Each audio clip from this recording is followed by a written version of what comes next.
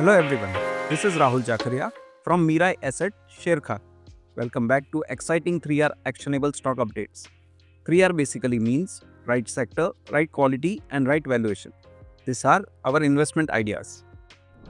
Today we have an update on Marico Ltd. Our analyst maintains buy rating on Marico with a price target of Rs 780.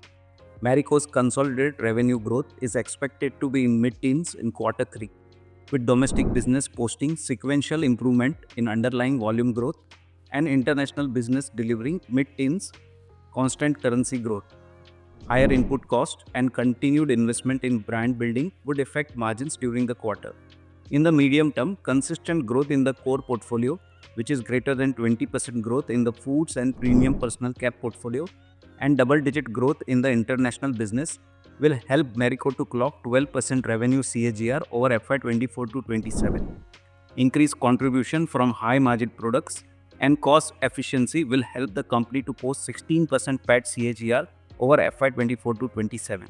Stock trades at 43 times FY26 and 37 times FY27 earnings.